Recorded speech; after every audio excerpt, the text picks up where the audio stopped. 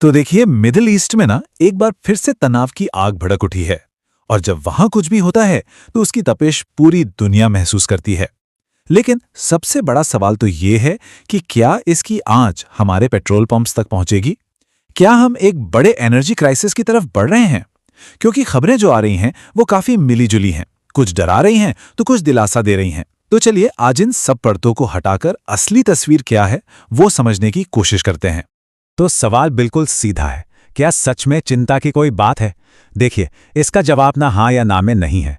जवाब छिपा है तेल के बड़े बड़े जहाज़ों में, समंदर के रास्तों में और देश के अंदर बने विशाल भंडारों में।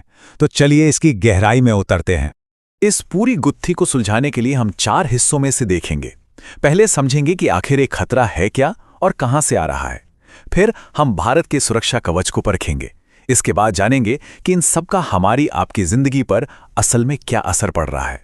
और आखिर में हम भविष्य की तस्वीर देखेंगे कि कैसे भारत इस निर्भरता से बाहर निकलने के बारे में सोच रहा है। चलिए सबसे पहले उस जगह चलते हैं जहां से यह सारा संकट शुरू हो रहा है। एक ऐसा समुद्री रास्ता जो कह सकते हैं दुनिया की ऊर्जा की नब्ज है। जरा सोचिए, दुनिया का एक सबसे अहम समुद्री रास्ता अचानक एक जंगी अखाड़े में बदल जाए।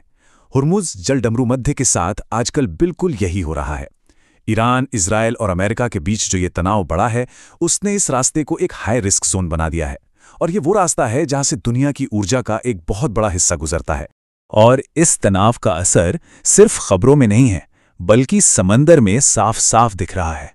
37 ये सिर्फ एक नंबर नहीं है, ये उन भारतीय जहाज़ों की संख्या है जो तेल और एलपीजी से भरे हुए हैं और इस वक्त उस तनावग्रस्त इलाके में फंसे हुए हैं। ये सिर्फ जहाज नहीं है, ये भारत की एनर्जी सप्लाई लाइन है जो खतरे में है। और देखिए, जब समंदर में खतरा बढ़ता है तो व्यापार में डर फैलता है। Indian national ship owners association के प्रमुख अनिल देवली की बात से ये बिल्कुल साफ है। जहाज़ों का किराया आसमान छू रहा है और कंपनियां नए ऑर्डर लेने से कतरा रही हैं। ये एक सीधा सीधा संकेत है कि सप्लाई चेन की नींव हिल रही है। अब जरा इन आंकड़ों पर गौर कीजिए। यही इस संकट की पूरी कहानी बता देते हैं। दुनिया का 20% तेल यहां से गुजरता है, चलिए ठीक है, लेकिन भारत के लिए ये रास्ता कहीं कहीं ज्यादा जरूरी है। हमारा 40% क्रूड ऑयल, घरों में जो एलपीजी सिलेंडर आता है उसका 85% गैस और 50% से ज्यादा एलएनजी। सोचिए, सब कुछ बस इसी एक पतले से समुद्री रास्ते पर टिका है। ये हमारी एनर्जी सिक्योरिटी की, कह सकते हैं, एक अकीलीज हील है। एक ऐसी कमजोर नस जिस पर अगर चोट लगी तो बहुत भारी पड़ सकती है। तो खतरा तो शीशे की तरह साफ है, लेकिन सवाल यह है कि क्या भारत ने इस खतरे से बचने के लिए कोई तैयारी की है? क्या हमारे पास कोई सुरक्षा कवच है? चलिए अब इस कवच को जांचते हैं। तो अब सबसे बड़ा सवाल मन में आता है, क्या पेट्रोल पंप पर गाड़ियों की लंबी लाइनें लगने वाली हैं? क्या हमें अपनी टंकी अभी फुल कराकर रख लेनी चाहिए? इस डर और अनिश्चितता के माहौल के बीच सरकार की तरफ से एक मजबूत आवाज आई है। केंद्रीय मंत्री पीयूष गोयल का संदेश एकदम साफ है, घबराने की जरूरत नहीं है, देश में ईंधन की कोई कमी नहीं है। लेकिन क्या यह सिर्फ एक बयान है या इसके पीछे कोई ठोस तैयारी भी है? उस सरकारी आश्वासन के पीछे की असली ताकत है ये नंबर 74 दिन। इसका मतलब क्या है? इसका मतलब यह है कि अगर आज दुनिया से तेल की एक भी बूंद भारत ना आए, तब भी हमारे पास देश को करीब करीब 2.5 महीने तक चलाने के लिए पर्याप्त तेल मौजूद है। ये है भारत का बफर जोन। तो ये 74 दिनों का स्टॉक आखिर आता कहां से है? इसके 2 हिस्से हैं। पहला, लगभग 10 दिन का इमरजेंसी कोटा जो जमीन के नीचे बनी विशाल गुफाओं में स्टोर है। इसे स्ट्रैटेजिक पेट्रोलियम रिजर्व कहते हैं और इसे तभी छुआ जाएगा जब हालात बहुत ज्यादा बिगड़ जाएं। और दूसरा, करीब 65 दिन का स्टॉक जो तेल कंपनियों के पास रोजमर्रा के इस्तेमाल के लिए है, यानी सुरक्षा की एक डबल लेयर। और इसमें मजे की बात यह है कि ये जो इमरजेंसी स्टॉक है ना, इसे भरने में भारत ने कमाल की समझदारी दिखाई थी। याद है 2020 का वो दौर जब लॉकडाउन में सब कुछ बंद था और कच्चे तेल की कीमतें औंधे मुंह गिरी थी? भारत ने उसी मौके का फायदा उठाया और लगभग $20 प्रति बैरल के भाव पर अपने भंडार फुल कर लिए। इस एक स्मार्ट मूव से देश के करीब 5,000 करोड़ रुपए बचे थे। और एक और बात जो भारत के पक्ष में जाती है वो है सप्लाई का डाइवर्सिफिकेशन, मतलब अलग अलग जगहों से तेल खरीदना। हमारा करीब 60% कच्चा तेल हॉर्मुज के रास्ते से आता ही नहीं है। हमने रूस जैसे देशों से सीधे सप्लाई के रास्ते खोले हैं। मतलब हमने अपने सारे अंडे एक ही टोकरी में नहीं रखे हैं। तो ठीक है, तेल के भंडार भरे हुए हैं और सरकार भी कह रही है कि चिंता की कोई बात नहीं, तो क्या हम मान लें कि सब ठीक है? नहीं, कहानी इतनी सीधी नहीं है। पर्दे के पीछे कुछ और भी चल रहा है जिसका असर हम सब पर पड़ सकता है। चलिए अब इस जमीनी हकीकत को समझते हैं। देखिए, बात पेट्रोल डीजल की कमी की नहीं है, बल्कि उसकी छिपी हुई लागत की है।